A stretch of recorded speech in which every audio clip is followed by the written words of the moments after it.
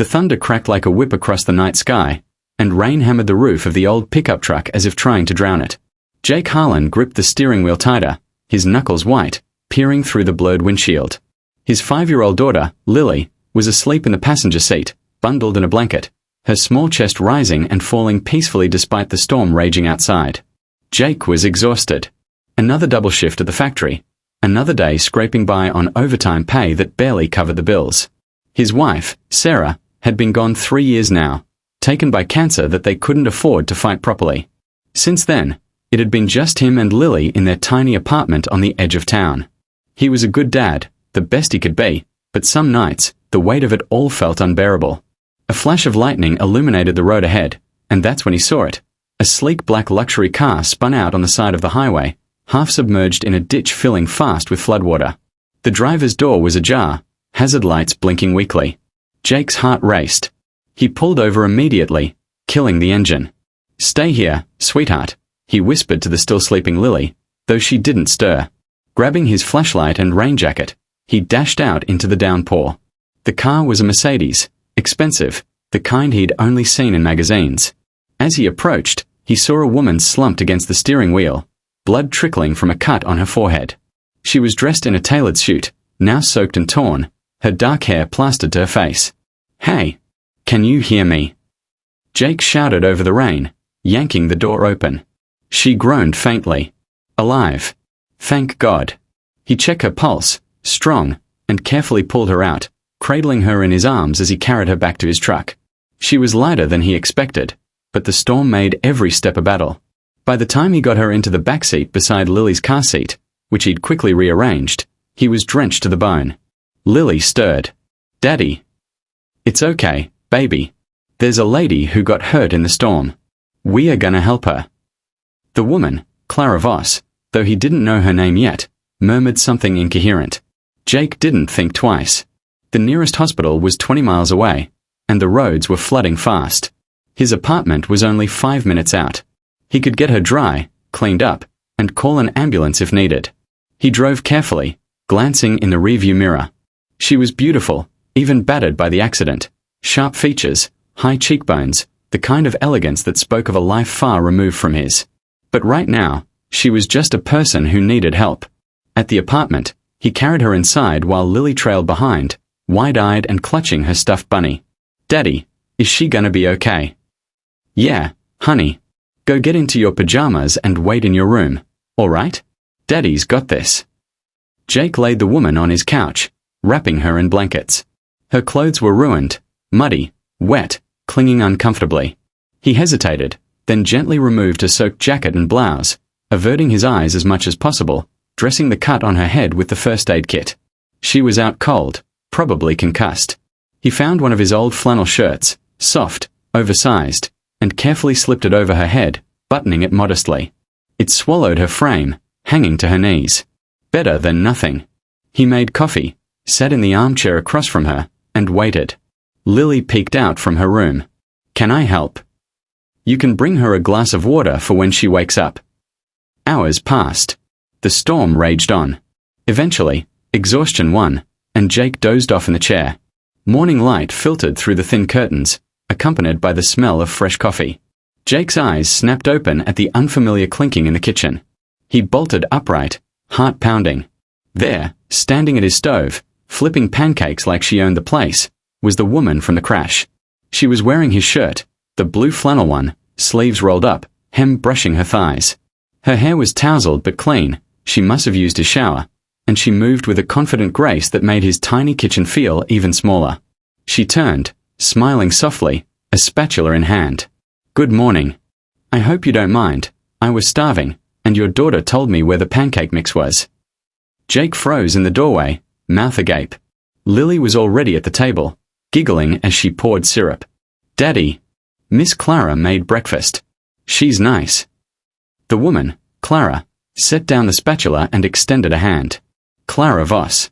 And you are?" "Jake. Jake Harlan." He shook her hand numbly, his mind reeling. She looked completely recovered, no sign of the blood or bruises from last night.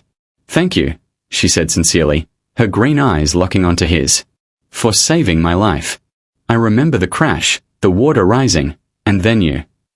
He rubbed the back of his neck, suddenly aware of his rumpled clothes and unshaven face. It was nothing. Anyone would have. No, she interrupted firmly. Not anyone. You did. In that storm, with your little girl in the truck, you risked everything. Lily beamed. Daddy's a hero. Clara laughed, a warm, genuine sound that filled the room. Yes, he is. They ate breakfast together, pancakes, eggs, whatever Jake had in the fridge. Clara asked about Lily, listened intently as the girl chatted about school and her drawings. She asked Jake about his job at the factory, his late shifts. He found himself opening up more than usual, talking about Sarah, the struggles of single parenthood. Clara listened without judgment, her expression softening. You're doing an incredible job, she said quietly. Lily's lucky to have you. By the time breakfast ended, the rain had stopped. Clara's phone, miraculously undamaged, buzzed with messages. She glanced at it and sighed. My team is probably panicking. I should go. Jake nodded, though a strange reluctance tugged at him. I'll drive you to your car, or what's left of it. She smiled. Actually, I already called a tow. But, thank you again. As she gathered her dried clothes, which she'd washed in his machine overnight, she paused. Your shirt, I'll have it cleaned and returned. Keep it, Jake said gruffly. Looks better on you anyway.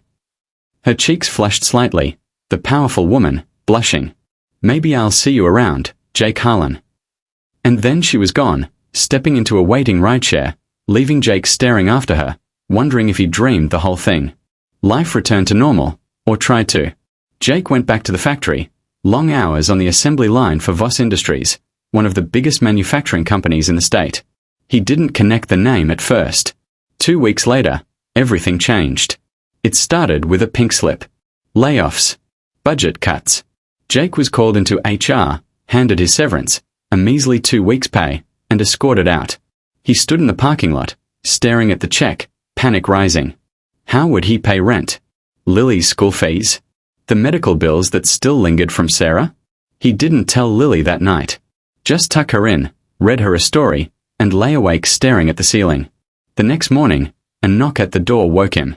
He opened it to find 3 gleaming black Cadillacs parked outside his rundown apartment building. Men in suits stood beside them, drivers, it looked like. One stepped forward, holding a large envelope. Mr. Jake Harlan. Yeah. This is for you. Courtesy of Ms. Clara Voss. Jake took the envelope with trembling hands. Inside, keys to one of the Cadillacs, a deed to a beautiful house in a good neighborhood, a trust fund document for Lily's education and future, millions, and a letter. He read it aloud to himself, voice breaking. Jake, I owe you my life. But more than that, you've reminded me what matters. I looked into your situation at the factory, my company. The layoffs were a mistake, driven by cold numbers, not people. I've reversed them.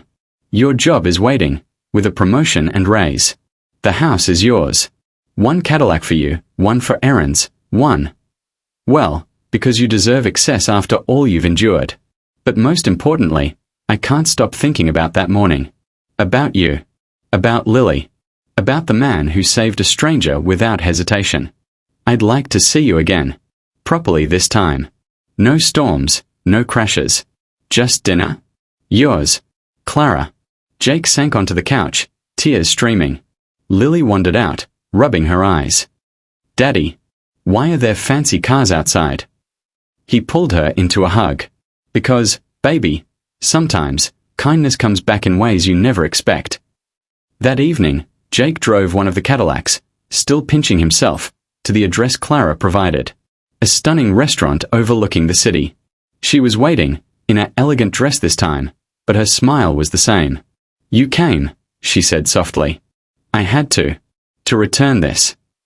He held out the old flannel shirt, cleaned and folded. She laughed. Keep it. It started everything. Over dinner, they talked for hours.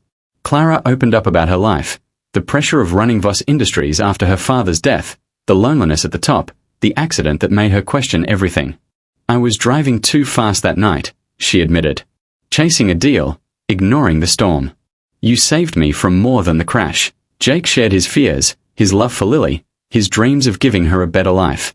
As the night ended, Clara reached across the table. "I don't want this to be a transaction, Jake. The gifts, they're gratitude.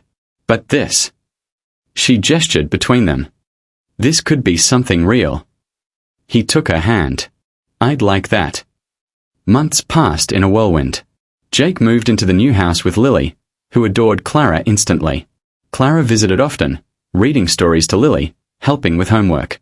She promoted Jake to a management role, but more than that, she fell in love with the man he was: humble, strong, devoted. Challenges came, of course. The media frenzy when news broke that the powerful CEO Clara Voss was dating a former factory worker, a single dad.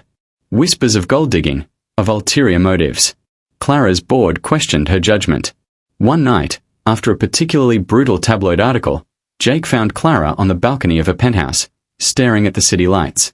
"They're saying I'm using you," he said quietly. "That this is a scandal." She turned, eyes fierce. "Let them talk. I know the truth. You saved me, Jake. Not just that night, you save me every day. From the emptiness I didn't even know I had." He pulled her close. "And you saved us. Gave Lily a future. Gave me hope again." Lily became the bridge. When doubts crept in, her innocent laughter reminded them what mattered. Clara, who had never wanted children in her high-stakes world, found herself dreaming of a family. 1 year later, under a clear sky, no storms this time, Jake proposed in the kitchen of their new home, wearing that same flannel shirt. Clara said yes, tears in her eyes. The wedding was intimate. Lily as flower girl. 3 Cadillacs in the procession, a nod to how it all began. And as they danced that night, Clara whispered, "I woke up in your shirt and found my home." Jake kissed her, and 3 Cadillacs arrived. But the real gift was you. Their story became legend, not of wealth or status, but of kindness returned, of second chances, of love that bridges worlds. Because sometimes, in the darkest storms, heroes emerge. And sometimes, gratitude opens doors to forever. The inspiring message? Never underestimate the power of a single act of kindness. It might just change everything, not just for them, but for you.